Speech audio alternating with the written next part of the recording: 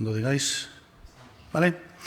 Pues buenos días y gracias por acudir a través de las redes sociales a esta convocatoria donde tanto el consejero de Sanidad como yo mismo vamos a trasladarles información, en mi caso, sobre la conferencia de presidentes que ha habido esta mañana, ya la novena que se celebra durante toda esta crisis sanitaria, y el consejero de Sanidad concretará cuestiones de sanidad en lo que hace referencia a todo este proceso de transición que comenzaremos a vivir a partir de mañana en algunos lugares de la región.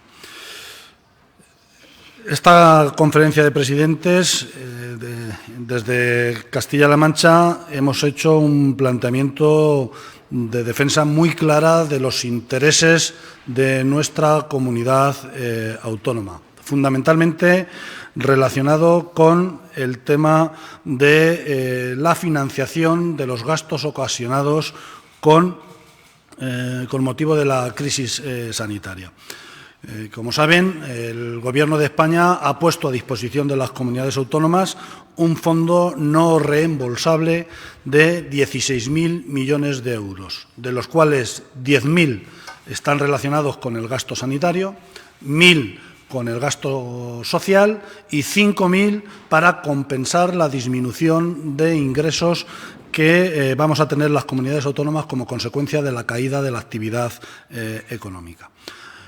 El lunes hubo una reunión, una videoconferencia de la ministra de Sanidad con los consejeros de Hacienda, de la ministra de Hacienda con los respectivos consejeros y consejeras de Hacienda de las comunidades autónomas, donde se hizo una propuesta de distribución de 6.000 millones de euros en materia sanitaria, de 1.000 millones en materia social. Es decir, una primera distribución de esos 10.000 millones de euros que se pueden destinar a gasto sanitario, donde el criterio fundamental es compensar a aquellas comunidades autónomas, a las comunidades autónomas en definitiva, a las 17 comunidades autónomas, por el exceso de gasto sanitario que han tenido como consecuencia de la crisis sanitaria provocada por el coronavirus. Y estábamos de acuerdo, y seguimos estando de acuerdo con el planteamiento que hizo la ministra. Y hacemos un planteamiento muy claro. Y es que si hemos ido a la Unión Europea a pedir apoyo de la Unión Europea a los países especialmente afectados por esta crisis sanitaria, cuando estamos hablando de la distribución interna de los fondos que ha puesto a disposición de España la Unión Europea, tenemos que seguir manteniendo el mismo criterio que hemos defendido ante la Unión Europea. Y, por lo tanto, esos fondos tienen que estar directamente relacionados con la compensación del gasto que ha tenido cada una de las comunidades autónomas. Y, por lo tanto, las variables de distribución de ese dinero tienen que estar relacionadas con la crisis sanitaria. Y por eso compartimos el criterio del Ministerio de que el peso de la población en este primer reparto solo sea del 20% y tengan un mayor peso el número de casos que se ha producido en cada comunidad autónoma, el número de pacientes hospitalizados y el número de pacientes que han necesitado el paso por las unidades de cuidados intensivos en esos hospitales. Porque es eso lo que representa efectivamente la importancia del gasto que hemos tenido que acometer cada una de las comunidades autónomas en función de la afección que hemos tenido en cada uno de los territorios. Porque no ha habido la misma afección en el conjunto del país, sino que ha sido asimétrica, una palabra que se está poniendo muy de moda últimamente en las conversaciones que hay a nivel institucional. Esa afección asimétrica que ha habido entre territorios tiene que tener una correlación en la distribución de estos presupuestos que ha puesto a disposición de la Unión de las Comunidades Autónomas el Gobierno de España. Por lo tanto, este planteamiento lo hemos mantenido y hemos pedido al Gobierno de España de que sea firme en el mantenimiento del criterio que defendió la ministra de Hacienda en la última reunión con los consejeros y consejeras de las comunidades autónomas. Con datos a 30 de abril, teniendo en cuenta el número de casos que hemos tenido cada comunidad autónoma, el número de ingresados en los hospitales y el número de ingresados en las unidades de cuidados intensivos. También compartimos el criterio de que los 1.000 millones para gasto social, estos sí se distribuyan en función de la población protegida que tenemos en cada uno de los territorios, porque la afección social ha sido generalizada por la paralización de la actividad económica y lo que ello ha supuesto desde el punto de vista de consecuencias sociales. Hemos hecho desde el Gobierno de Castilla-La Mancha también una valoración muy positiva de las medidas que ha puesto el Gobierno de España en relación con la paralización de la actividad económica. Creemos que hay que ponerlo muy en valor porque las distintas líneas de ayuda que ha puesto en marcha el Gobierno de España para atender a los trabajadores afectados por los ERTEs o a los autónomos por cese de actividad suponen el mayor impulso a las ayudas en una crisis económica en la historia de este país y no se ha puesto en todos los países de la Unión Europea. Los subsidios para los trabajadores de los ERTEs y los subsidios para los autónomos que han tenido que tener el cese de actividad supone una barrera importante para frenar los problemas sociales que son acuciantes, pero que es un volumen de ayuda muy importante y por eso hemos hecho una valoración positiva, como la hacemos del acuerdo que se ha llegado con sindicatos y empresarios a nivel nacional para extender estas ayudas hasta el 30 de junio, más allá de los procesos de desescalada. Hasta el 30 de junio se pueden extender las ayudas de los ERTEs y posteriormente, en función de las características o de las necesidades de cada uno de los sectores económicos. Y que también se contemple una flexibilización a la hora de reincorporar a los trabajadores a la actividad de cada una de las empresas, sabiendo que la realidad de cada una de las empresas y, por supuesto, de cada uno de los sectores es distinta. Por lo tanto, el esfuerzo que está haciendo el Gobierno de España en ayudas de carácter social destinados a los ERTEs y a los ceses de actividad en el caso de los autónomos, creemos que es muy importante. Y hemos pedido al Gobierno de España que en la implementación del ingreso mínimo vital, que es la otra gran ayuda que se va a poner en marcha por parte del Gobierno de España, tiene que tener un carácter nacional. Y, por lo tanto, coincidimos con el Gobierno de España que tiene que ser una prestación de la seguridad social. Una prestación que abarque a todo el territorio nacional y que sea igual en todo el territorio nacional, con independencia de que luego las comunidades autónomas podamos complementar ese ingreso mínimo vital que establezca el Estado. Pero si hablamos de una renta básica que establece el Estado, tiene que ser en todo el territorio nacional e igual en todo el territorio nacional, porque esa es la obligación del Estado, que es provocar igualdad en nuestro país y, por lo tanto, tiene que llegar a los ciudadanos, vivan donde vivan y sea cual sea el régimen de su comunidad autónoma, el régimen fiscal que tiene en cada una de las comunidades autónomas. Insisto, con independencia de que luego las comunidades autónomas podamos complementar a determinados colectivos con determinado tipo de ayudas. Y luego hemos manifestado también una discrepancia con el planteamiento del Gobierno de España en relación con la caza y con la pesca. No compartimos el criterio de restringir estas actividades. Son actividades deportivas como cualquier otra y, por lo tanto, no tendrían que tener un tratamiento diferenciado, sino que deberían ir como el conjunto de actividades deportivas que se pueden hacer al aire libre. Es muy difícil explicar en territorios como el nuestro que la gente pueda salir a pasear libremente por el medio natural, pero no lo puede hacer a practicar ese deporte de la caza o de la pesca. Con un añadido, y es que empezamos a tener problemas serios de exceso de caza en nuestro territorio. Por lo tanto, empieza a haber problemas de daños causados por las especies cinegéticas a la agricultura. Y, por lo tanto, es importante que se reactive la actividad cinegética de una manera normalizada en nuestra comunidad autónoma y también, por supuesto, la pesca fluvial, que es una actividad que también tiene muchos adeptos en nuestra comunidad autónoma. No tiene, como digo, mucho sentido que alguien pueda pasear por la ribera de un río y una persona no pueda estar pescando en esa ribera del río desde el punto de vista sanitario. Esta reflexión se la hemos hecho al conjunto de presidentes. Ha habido otros presidentes de otras comunidades autónomas que también han hecho referencia a esta cuestión. Estos son los asuntos que hoy se han abordado en la conferencia de presidentes y, como les decía al principio, desde Castilla-La Mancha hemos hecho una defensa a ultranza de lo que son los intereses de nuestra comunidad autónoma desde el punto de vista financiero, desde el punto de vista de la compensación y de la distribución justa de esos 16.000 millones de euros, atendiendo fundamentalmente a el gasto que se nos ha originado en los distintos territorios en función de la afección que hemos tenido por esta crisis sanitaria. Por mi parte, nada más. Le paso la palabra al consejero de Sanidad y después contestaremos a las preguntas que amablemente nos habéis hecho llegar. Muy bien. Muchísimas gracias, vicepresidente. Buenos días a todas y a todos y gracias por atendernos más allá de las pantallas y los micrófonos. Hoy, domingo, después de la conferencia de presidentes, como han anunciado el vicepresidente, tenemos ya los datos definitivos del día de hoy, que además creo que ya el doctor Simón ha dado la rueda de prensa a nivel nacional.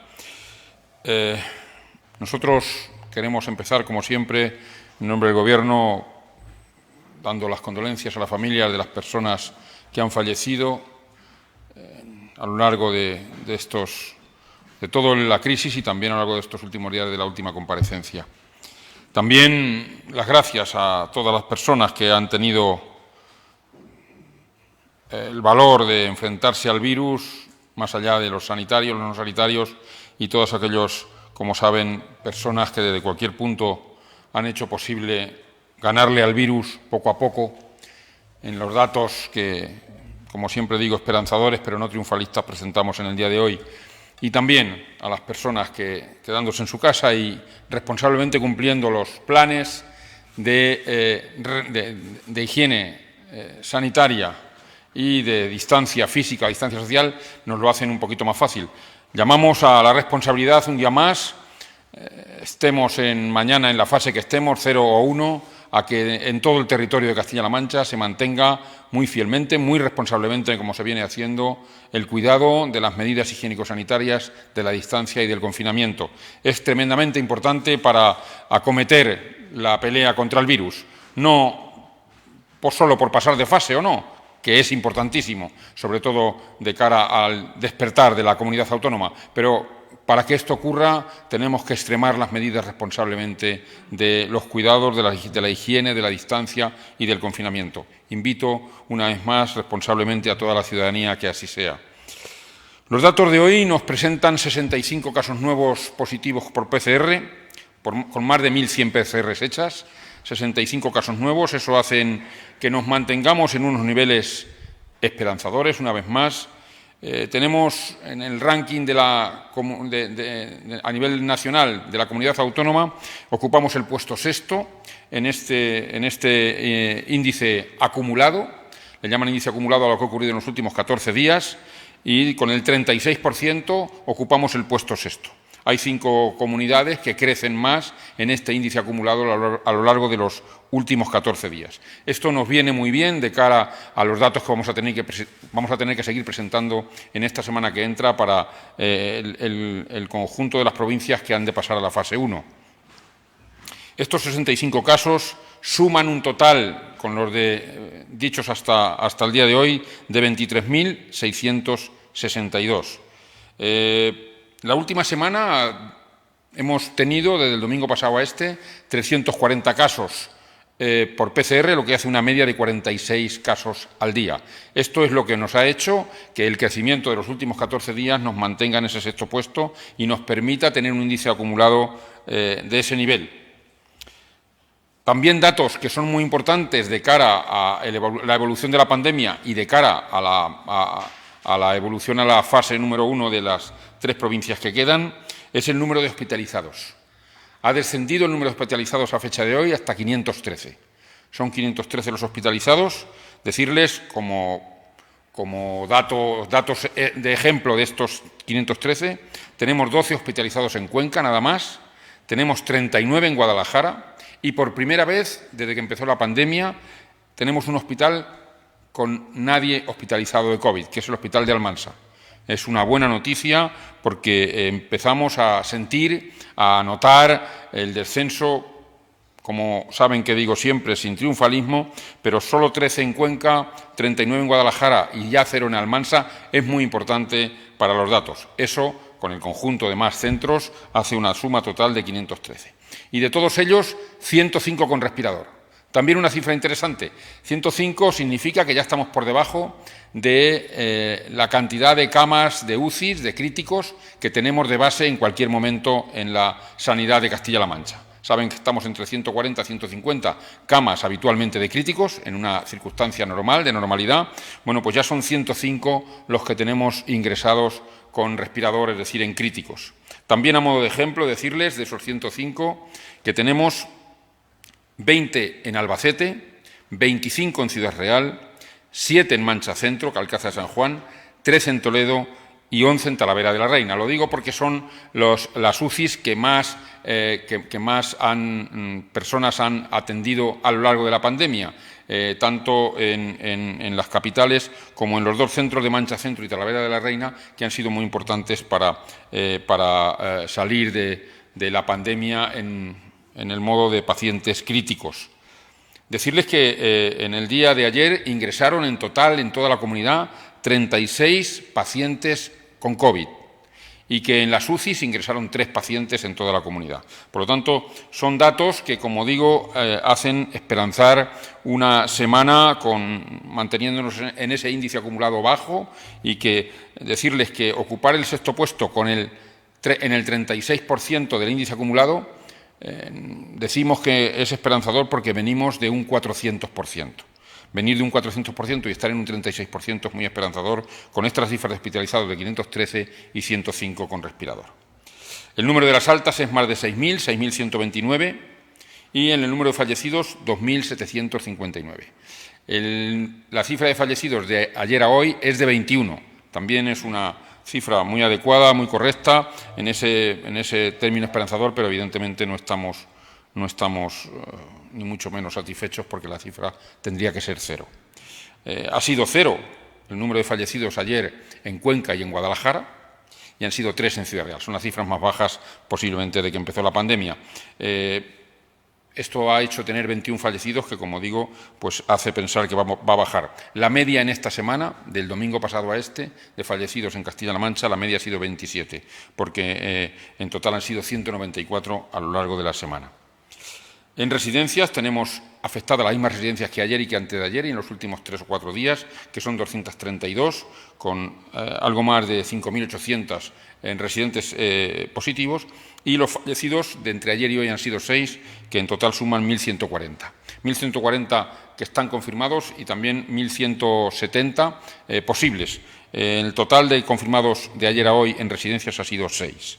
Estos son los datos que ya no quiero cansarles más, saben que los publicamos todos los días, pero hacen pensar que el conjunto de datos nos posiciona como veníamos manteniendo hasta aquí, en los últimos 14 días, pues con esperanza de poder mantenerlos a lo largo de los días y que la capacidad asistencial siga siendo buena, óptima prácticamente en este sentido, y que también nos permita trabajar con los datos compartidos con el Ministerio para la semana que entra. A propósito de esta relación con el Ministerio, decirles que hay una serie de trabajos que tenemos que llevar a cabo en los primeros días de la semana para abordar el final de semana con la propuesta de que ya está encima de la mesa de pasar a fase 1 también en las provincias de Albacete, Ciudad Real y Toledo. Como ha declarado el doctor Simón recientemente en la última rueda de prensa de esta mañana, Han sido varios los motivos de optar por la medida más conservadora en cuanto a estas 3 provincias y tienen que ver principalmente con el diagnóstico lo más precoz posible y el refuerzo de la atención primaria y con la movilidad. Le dan mucha importancia a la movilidad, ha sido lo que principalmente se ha puesto encima de la mesa y la relación que tenemos con Madrid. Eso ha sido tremendamente importante porque, aunque saben que en los viajes no se puede salir de la provincia, pero son muchas relaciones de negocios y de trabajo, sobre todo de trabajo, que nos hacen estar cambiando de comunidad entre Madrid y nosotros, y eso ha tenido mucho peso a lo largo de la negociación de los últimos días para contemplar estas 3 provincias como provincias que deberían mantenerse en fase 0 en ese tono conservador que ya les venía explicando el mismo sábado. Entonces, lo que sí les quiero decir es que el trabajo que vamos a llevar a cabo en estos primeros días para la puesta en marcha de la fase 1 en estas 3 provincias tiene que ver con esto discutido y analizado, que es la declaración, primero, el diagnóstico precoz y el seguimiento de los casos y de las sospechas en las pacientes que lo puedan tener, y el asunto de la movilidad.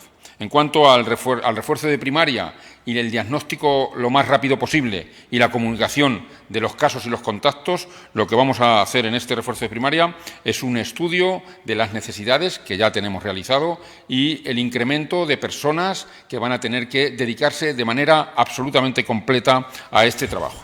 Hemos dividido en cuatro acciones que determinan el trabajo a tiempo total para llevar a cabo esta tarea en atención primaria, y es, primero, dotar de personas dedicadas a tiempo completo a ello, a lo que significa diagnóstico precoz y lo que significa seguimiento de casos y de contactos. Es lo que se llama tarea rastreadora y la vamos a hacer con personas exclusivamente dedicadas a ello y ampliando la capacidad de atención primaria. No va a ser con las personas que en este momento hay en atención primaria, sino con un incremento importante de las personas que se van a dedicar, ya digo, a tiempo completo a ello.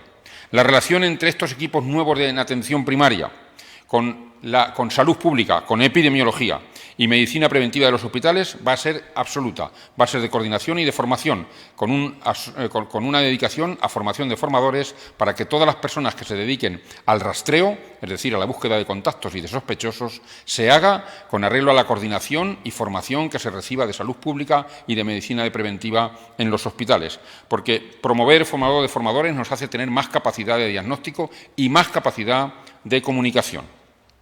Además de eso, mantendremos viva la herramienta de la seroprevalencia o el índice de personas asintomáticas que pudiesen tener o no la enfermedad entre los profesionales sanitarios y sociosanitarios. Vamos a mantener a lo largo de todo el proceso el estudio de seroprevalencia a profesionales. Esto nos hace nos genera 2 situaciones. Una, mejorar la salud, evidentemente, de los profesionales que trabajan, que es muy importante, y aumentar también la capacidad. Por lo tanto, dotaremos exclusivamente de atención primaria de personas dedicadas a ello por completo. Será en relación con los servicios de epidemiología, porque una de las cosas importantes era que los servicios de epidemiología no tenían personal suficiente para hacer este rastreo, por eso lo incorporamos desde atención primaria. Y tercero, mantendremos el estudio de seroprevalencia que ya comenzó la semana pasada. Y como cuarto y último detalle es que estableceremos una herramienta destinada de manera exclusiva a la detección y a la declaración y seguimiento online. No será como hasta ahora, que se está haciendo telefónicamente, se está haciendo desde el correo electrónico, sino que en el momento que se descubra el caso, o bien sospechosos,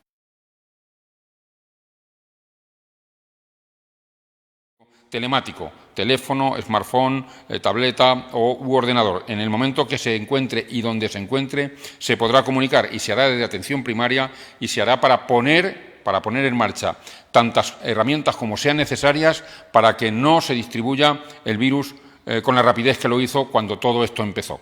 Uno de los problemas grandes que nos encontramos cuando empezó la pandemia era el motivo de cómo comunicarlo y las personas que estaban preparadas para hacer ese rastreo, esas encuestas. En ese momento contábamos con los servicios de epidemiología en toda España, que han sido terriblemente diligentes y han trabajado al 500%, pero no es suficiente, y por eso el ampliar atención primaria y el ponerlo encima de la mesa, junto con otros aspectos de la capacidad asistencial, que como ya he dicho antes es óptima, y así lo ha reconocido el Ministerio, para afrontar la siguiente fase, nos harán pensar en la posibilidad de pasar a la fase 1, como ha dicho el doctor Simón, en el siguiente lunes. Así que con estas 4 medidas y con los datos que nos avalan de continuar esperanzados en que así sigan, podremos afrontar la semana y la negociación que tendremos que llevar a cabo con el Ministerio. Por mi parte, nada más y muchas gracias. Sí, buenos días. Hay algunas preguntas que nos han trasladado los diferentes medios de comunicación y que paso a trasladarles a ustedes. Primero al consejero de Sanidad. Desde la tribuna, Luis Gómez plantea lo siguiente. Si Albacete, Ciudad Real y Toledo cumplían los requisitos asistenciales para pasar a la fase 1, ¿cuáles fueron los indicadores epidemiológicos concretos que hicieron que el Ministerio se decantara por esa posición más conservadora? Y si vuelve a haber dudas la próxima semana, ¿se baraja la posibilidad de que pasen de fase algunas comarcas o gerencias de estas provincias? Bueno, he querido explicarlo en mi intervención, pero contesto muy gustoso a la pregunta. El Gobierno de España, en la negociación que tuvo con nosotros, o la manera de poner claves encima de la mesa, tenía que ver con la celeridad y la capacidad que desde la atención primaria tuviésemos para hacer la declaración lo más pronto posible y, sobre todo, como ha dicho el doctor Simón, con la movilidad.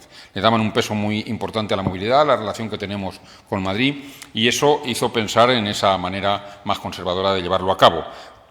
En todo momento nos reconocieron, y además también públicamente lo reconocieron en ese día y lo han vuelto a reconocer ahora, que la capacidad asistencial era suficiente. Los datos referidos a camas, a UCIs, a farmacia, a posibilidad de material, era suficiente para abordar la fase 1 en las 5 provincias. Pero otros conceptos que no tienen que ver con la asistencial, sino con lo epidemiológico y sobre todo con la movilidad, son los que hicieron tomar esa actitud que ya se explicó el sábado pasado.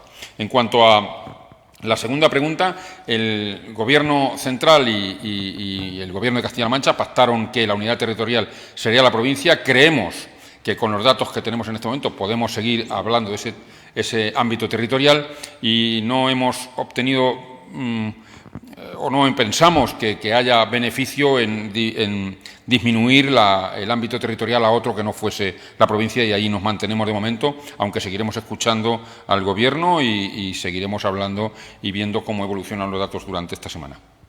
En esa línea también se puede dar por contestada la pregunta de Domingo Martínez, de Radio 4G Albacete, que preguntaba por los motivos, si se los habían explicado el presidente del Gobierno de España o el Ministerio de Sanidad, por los que algunas provincias de Castilla-La Mancha no podían pasar a la siguiente fase, aunque hay una parte concreta de esta pregunta. Dice, ¿no se podría haber hecho por zonas? Almansa y Hellín, por ejemplo, estaban muy preparadas para pasar de fase. Bueno, con las provincias y con las zonas que nosotros tenemos establecidas como zonas básicas de salud, y con la red de trabajo que ya siempre hemos dicho que tenemos en materia sanitaria, no diferenciamos mucho tanto en zonas básicas. Entendemos que sería poco coherente cuando nos hemos basado en el peor momento de nuestra pandemia, saben, en las últimas semanas de marzo y las primeras de abril. Una de las cosas que manteníamos como fortaleza era que el sistema sanitario de Castilla-La Mancha pudo dar respuesta porque trabajábamos en red. Nosotros no respetamos los territorios para trasladar un paciente de Almansa a Albacete o de Albacete a Hellín o de Tomelloso a Ciudad Real o de Tomelloso a Toledo. No respetábamos el límite de la zona básica porque creemos que trabajar en red le daba mayor solución al sistema sanitario.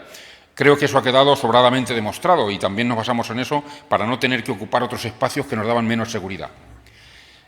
Hay que tener en cuenta que el desescalar y cambiar de fase significa volver a poner en riesgo por si hubiese un repunte en el número de casos. No cabe duda que la prudencia aquí es muy importante porque si cambiamos de fase, tanto a la 1 como a las que vengan a continuación, fase 2, el miedo que tenemos, no solo los profesionales sanitarios, no solo los gobernantes, toda la población, es que haya un repunte.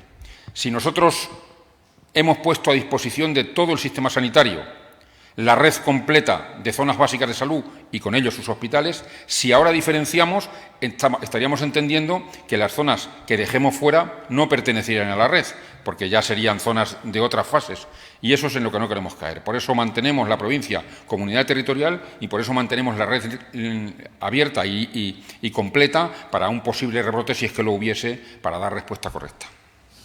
Desde Onda Cero Albacete trasladan esta cuestión. ¿Sospecharon durante la semana que algunas provincias de Castilla-La Mancha pudiesen no pasar de fase?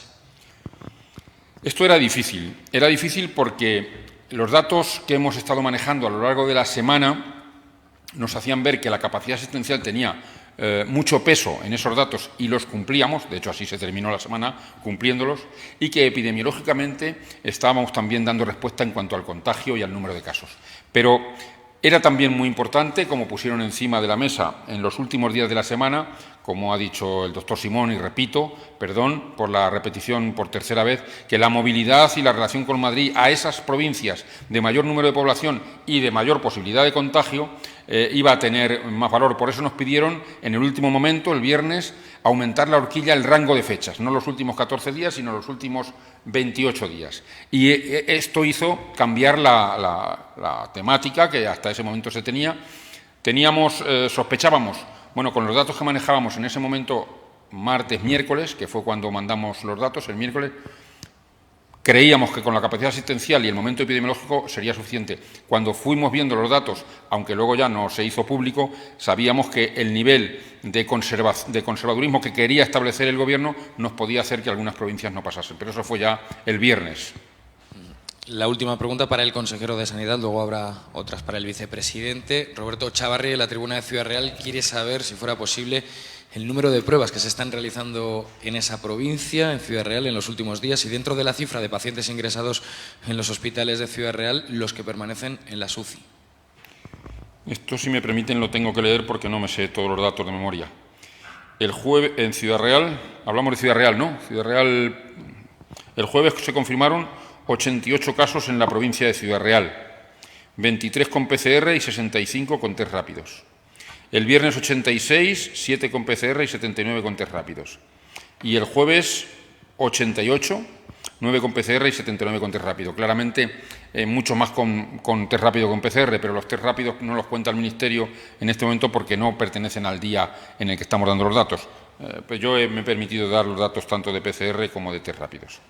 Y en las UCIs de la provincia de Ciudad Real están ingresados los siguientes pacientes. Aunque ya he dicho algunos, pero en el Hospital de Ciudad Real permanecen 25 pacientes, en Mancha Centro 7 y en Puerto Llano 8. Esos son en total los 40 pacientes que siguen en las UCIs de la provincia de Ciudad Real. Como decía yo, dos preguntas que nos han llegado para el vicepresidente, ambas coinciden en el planteamiento. Santiago Barra, de Guadalajara Diario, pregunta qué opina de las críticas que han surgido en Molina de Aragón porque toda la provincia de Guadalajara haya pasado a la fase 1. El alcalde ha publicado un bando en el que solicita al resto de la provincia que por ahora no les visiten porque lo consideran peligroso para una comarca con población además muy envejecida. ¿Tiene motivos el alcalde para hacer este llamamiento? Y en la misma línea, como le decía, Guadalajara Media quería trasladarle la inquietud que hay entre muchos alcaldes de municipios pequeños en esa provincia ante el cambio de criterio y que se permite ir a las segundas residencias. Muchos pueblos se temen una avalancha el próximo fin de semana.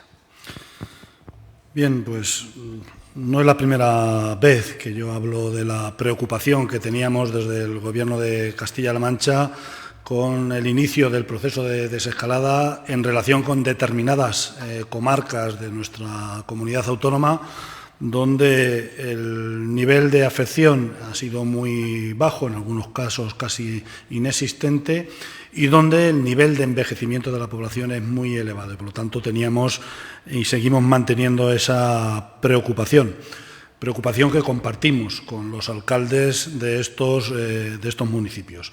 Y, por lo tanto, una vez que desde el punto de vista sanitario se decidió con aceptar el criterio del Ministerio de Sanidad de que la desescalada iba a ser a nivel provincial, sabíamos que esta era una de las consecuencias que se va a producir en el momento que cada una de las provincias pasa a la fase 1, en este caso las provincias de Cuenca y de Guadalajara. Por eso, desde el Gobierno de Castilla-La Mancha, queremos hacer un llamamiento a la prudencia.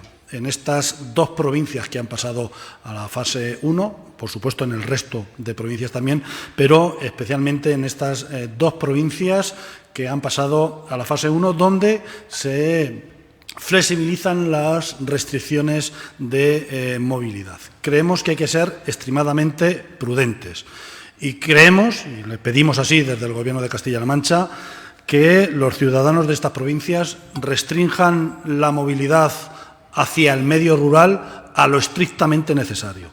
El que se pueda acudir a las segundas residencias no quiere decir que exista la obligación de acudir a las segundas residencias.